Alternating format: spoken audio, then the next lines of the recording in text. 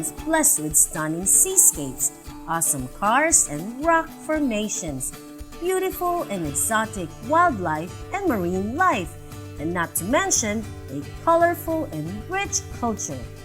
This is Puerto Princesa, an island gem full of nature's wonders.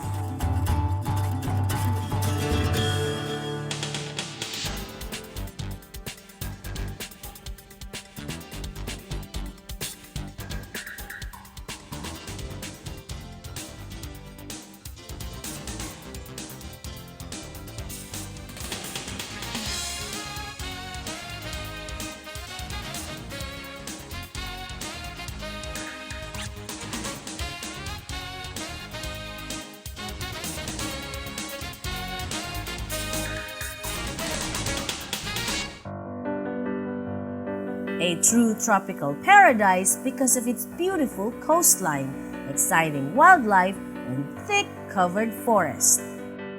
Puerto Princesa, Palawan is one of the country's cleanest and greenest city. It has been continuously recognized locally and internationally for all its efforts in the protection of the environment.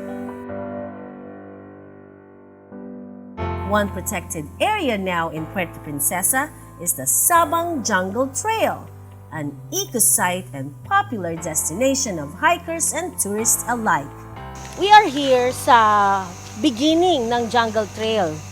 And I see meron tayong malaking tree na nandito, parang bridge-like tree siya.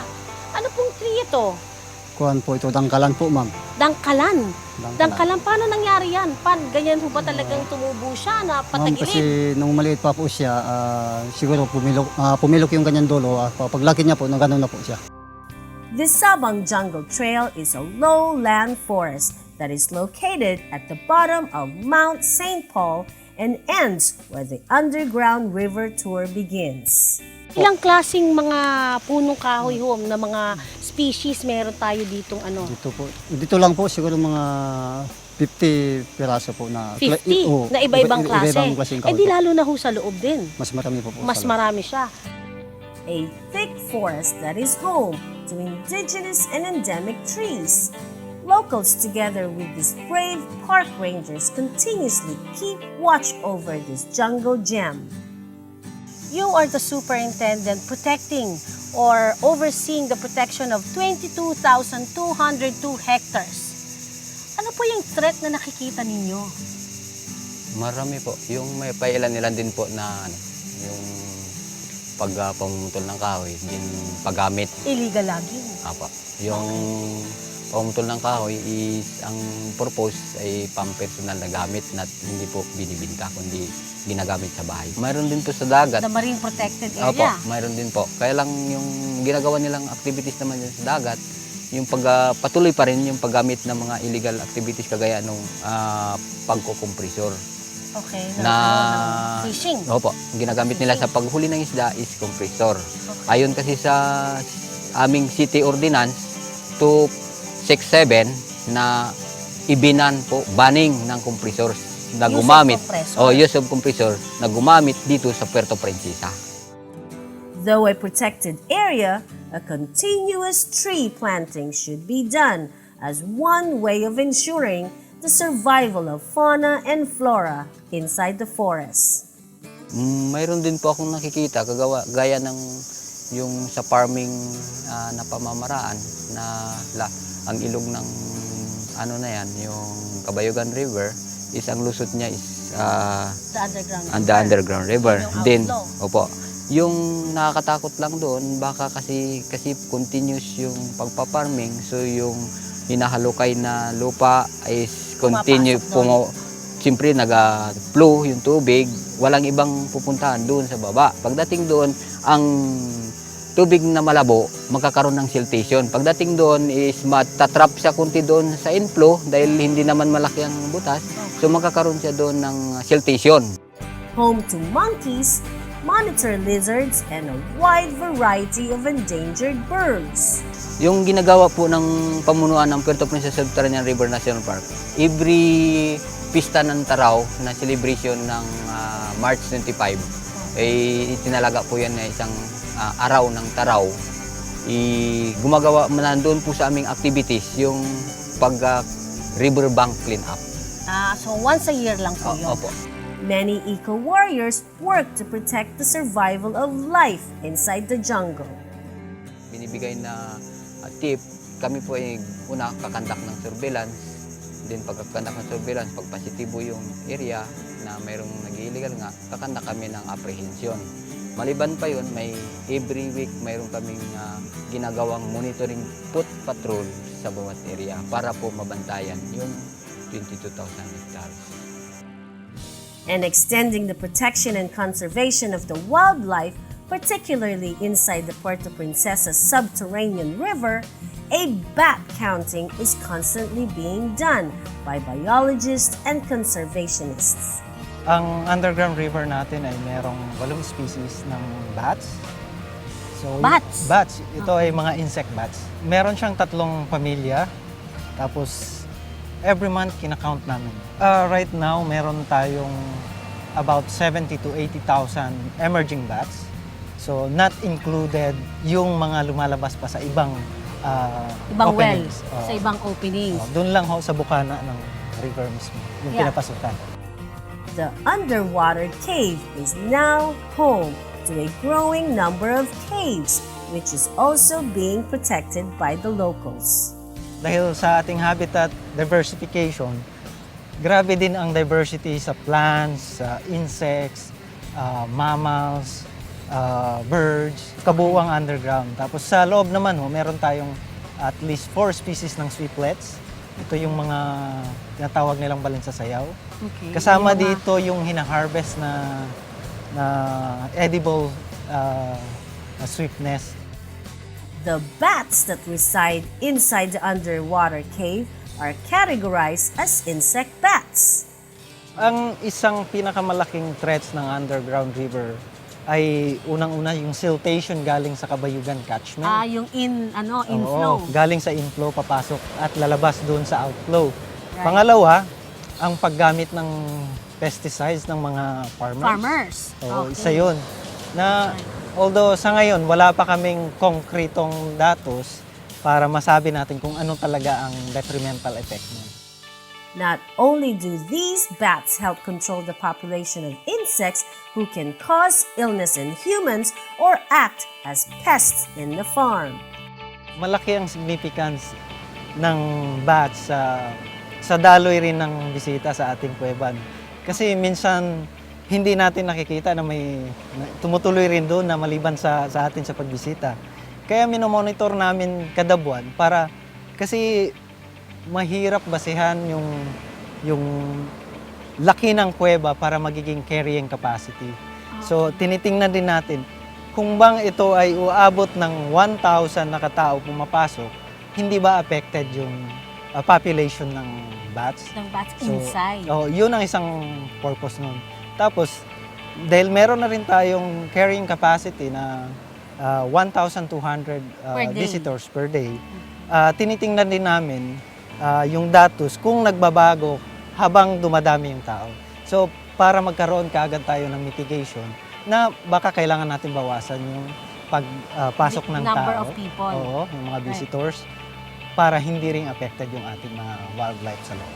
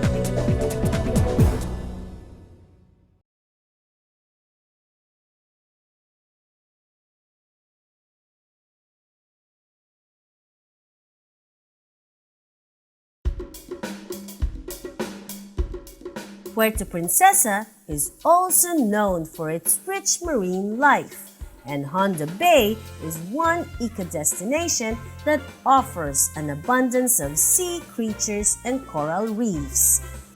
Puerto Princesa is not only endowed with amazing landscape, diverse wildlife, but also abundant beauty of marine life.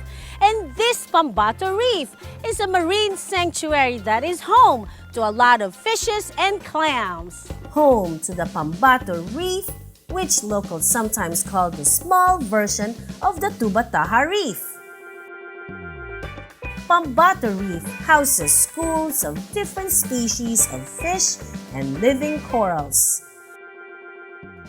We are here at Pambato Reef and it's considered a marine protected area. Bakit siya naging protected area? Kasi po yung dati po siya, kumbaga marami pong mga fisherman dati na dumadaan dito. At saka dati po ma'am, hindi siya masyadong ng tourist. Okay.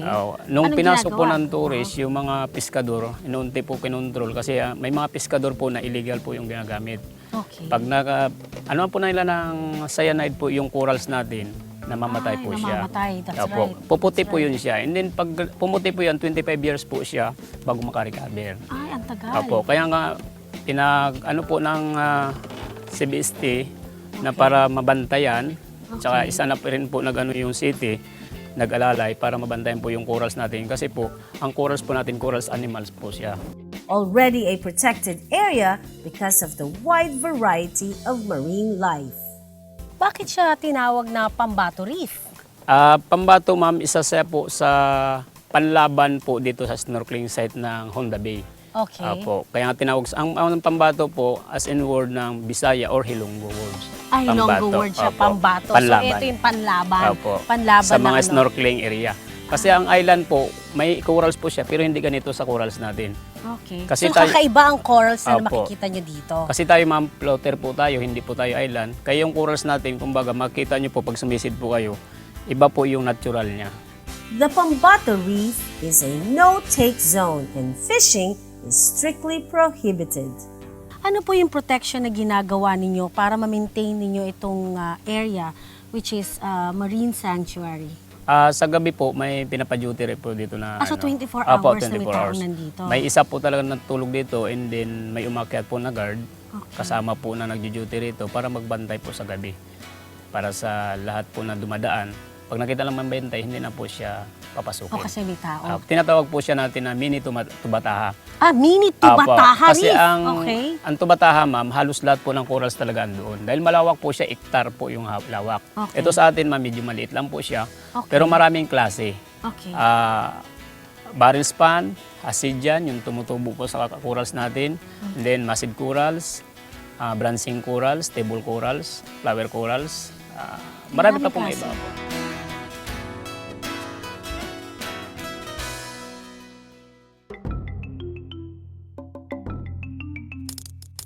Puerto Princesa is not only home to these colorful fishes, but a rich, colorful heritage too.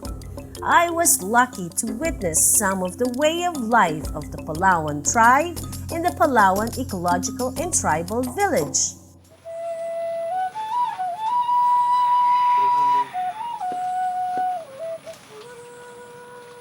They believe in a spirit of the mountain, of the river. So they are here to sell their product and also to share their traditional culture. They come and go. They stay here for a couple of weeks or months and then they go back and then another family comes. The Palawan tribal people, also known as the Palawano or the Palawan, are indigenous ethnic group of Palawan group of islands. They go down to the city to showcase their culture and tradition in exchange for money to buy for food and supplies.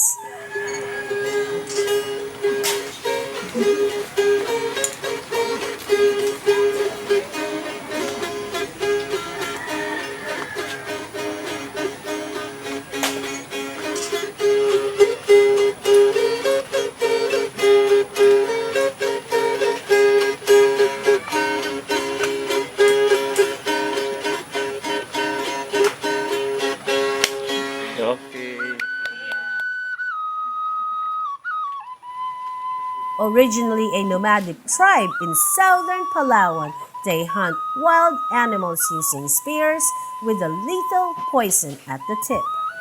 Ito surayan ba ilagit ko tinito mo katangtang.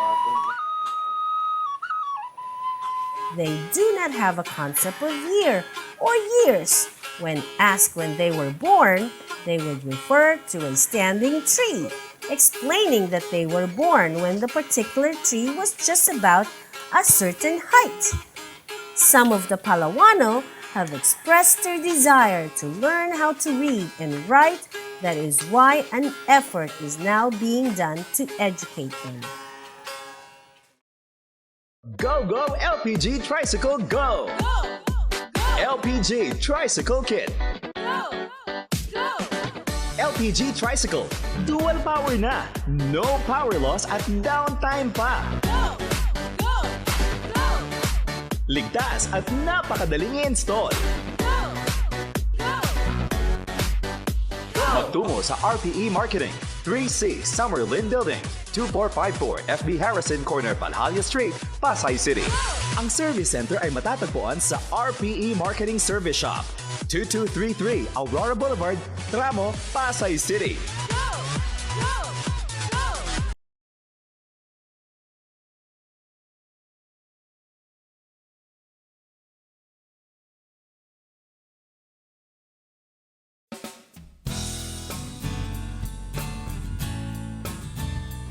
Showcasing the wildlife of Puerto Princesa is the Palawan Wildlife Rescue and Conservation Center.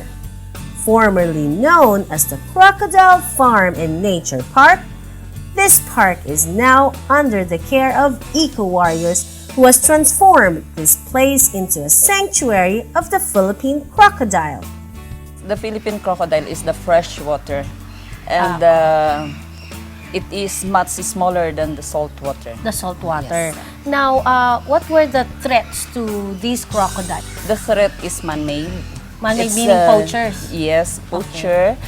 And then they simply kill the crocodiles because of the threat to the To them, lives to their and yes, safety. to the lives and property of the people.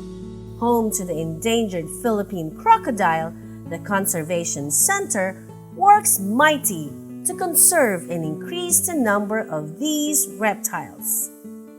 Most of the crocodiles na na-rescue namin is saltwater, and most of them comes from the southern portion of Palawan, saltwater. But then we have been raising just to conserve this Philippine crocodile here. And we have at least more than 700 heads of Philippine crocodile right now in PWRCC. Playing an important role in the ecological balance of rivers in the Philippines, the center one day hopes that these reptiles is released in a natural sanctuary where they will be free from being killed and poached. Some people tend to catch these crocodiles from the wilds, and so that is bawal naman under RA 9147. So we have to get them and then take care of them here at the PWRCC. And Tapos nire-release ulit? No, not exactly, but we raise them first here. Okay. And then if there are some takers, there are some places identified which is conducive to releasing back the crocodiles, then we do it, but only for Philippine crocodile. We grow them, yes, Okay. and reproduce more, Okay. ready for release to the wild. We are trying to identify areas that can be declared a sanctuary of crocodiles, Okay. so that they will be away from the communities. Right. Yeah? And education. IEC, Community or the education. information dissemination. We educate people about the crocodiles, the characteristic of the crocodiles, and once the sanctuary is identified, then we can prevent people from going there. Wow. We call this the hatchling house. Crocodiles from 2 years old and up is being kept here. So nandito Yes, sila. oo, nandito lahat ng ating mga tinatawag nating hatchlings. Yung mga babies. Not Mga exactly babies, but 2 years old and 2 above. years old and above. Until 4 years old, we keep them here. Beyond the reptiles, the Palawan Wildlife Rescue and Conservation Center is also known to Palawan's winged animals. I see you have more than just crocodiles in this area. You have birds. Yeah, marami po dito. Not only birds, but we also have several species of mammals Okay, and like what? reptiles. Mammals like the bear cat. You have bear cat in the We have also what you call the leopard cat. We have monkeys, the Palawan talking myna, the Philippine cockatoo, orioles here, the blue-naped parrot. Did you know that birds flock when there are crocodiles in their midst? The birds know that they will not be hunted or easily killed when there are crocodiles around. Most of the animals here are endemic to Palawan. Home to Palawan's endemic animals too, like the bear cat, or locally known as binturong. The Palawan bear is one of the biggest land mammals in mainland Palawan. We were also lucky to witness the leopard cat, which is endemic to Puerto Princesa. This pair of cats were rescued from poachers. They are also hoping to release them in the wild someday. The Palawan Wildlife Rescue and Conservation Center is only a 30-minute ride from the city center, and it is a must-visit to understand more of the important role these wildlife play in the environment, why we must protect and conserve them, and why we must stop the illegal poaching and buying and selling of these animals.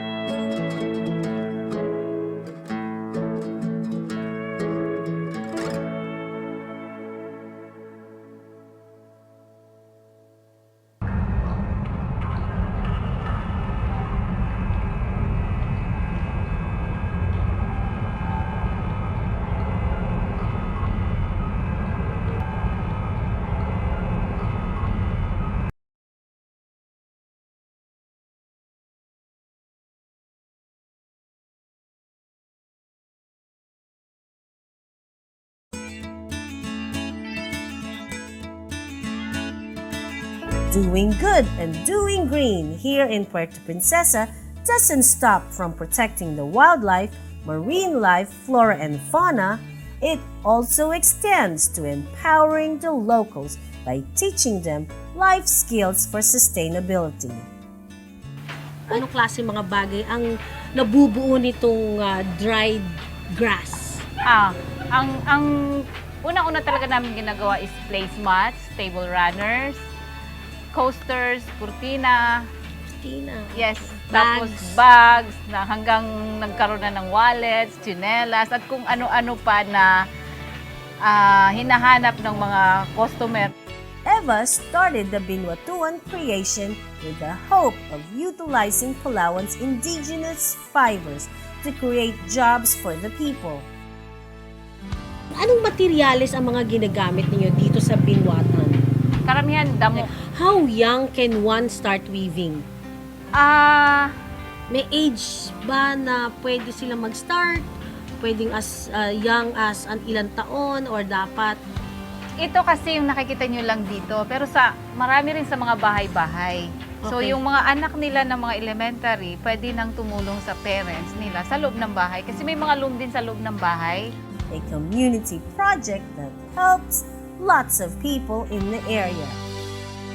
Since na pa 13 years na kayo and this is a community base, how do you get to choose kung sinong community at saang community? Ang unang katangian ng weaver talaga, parang nakakuha sila ng biyaya ng tiyaga at pasensya. Okay.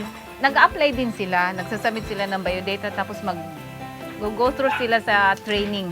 Training kung paano gawin. Yes, tapos pag nalampasan nila 'yon, matatanggap sila. Pero ang na-develop, hindi pa nila na-develop yung speed. It's not a particular community project. Actually, hindi so talaga it's siya. open for everyone. It's Na just called community project kasi everyone's welcome to do it for as long as they go through the training. Yes, tapos yung backward linkage na yung supplier ng mga raw materials. Okay. Yun talaga yung community. Halimbawa, yung Amumuting, isang barangay talaga yun Now, na Amumuting nagsusupply. is the raw material. Yes, yung grass, Yung grass. na pumasa sa Calvin Klein buyers noon. Oh, okay. So, yung grass na yon, they harvest that, they dry it, pagkatapos, Ibibenta nila per kilo. They sell their finished products in their souvenir store, and they also export some to the United States. now what is the significance of this creation to the environment and to the people? Sa environment, ang ginagamit namin, kumbaga nabibigyan namin ng halaga yung mga grasses grass na yun, lang na walang silbi. Walang silbi o sinusunog lang, nabubulok lang. Napapakita namin na pwede palang gawin yan. Kasi, Something valuable. Oo, blessing din yan, Usable, galing kay God. valuable, yes. Tapos makikita mo dito, naging bag na siya. Yes. Naging, may value na siya. Right. Tapos sa tao naman, nakapagbigay kami ng oportunidad na magkaroon sila ng hanap buhay. Ng kabuhayan. Marami na rin yung nakatapos mag-aral dahil mga working student habang vacant period. Kasi nga napapaikutan kami dito ng mga colleges. Pag vacant period, nandito sila. Pagtapos ng klase, pag may klase, takbo na naman sa school. Who would have thought that a single grass could turn into a world-class product like this that can be the source of one's community livelihood and income? Another proof of how nature provides for all our needs.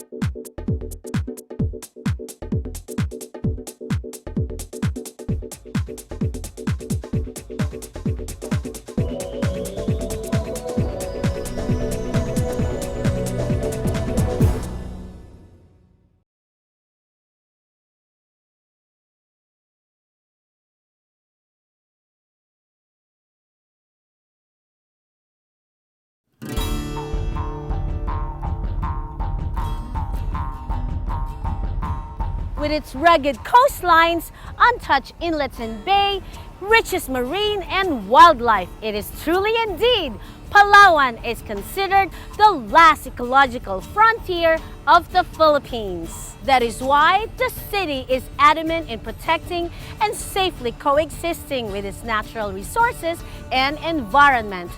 It is positioning Puerto Princesa as the carbon-neutral city by being carbon negative, by planting hundreds and thousands of trees, lessening air pollution by using LPG tricycle and vehicles, and by campaigning for people to bike and walk. I'm Ruby, and let's learn from Puerto Princesa and from the other eco-sites we have just visited that it just takes one tree planted and one plastic not being thrown in the ocean and one compassionate act not to hurt trees or wildlife to save and protect Mother Nature from total destruction.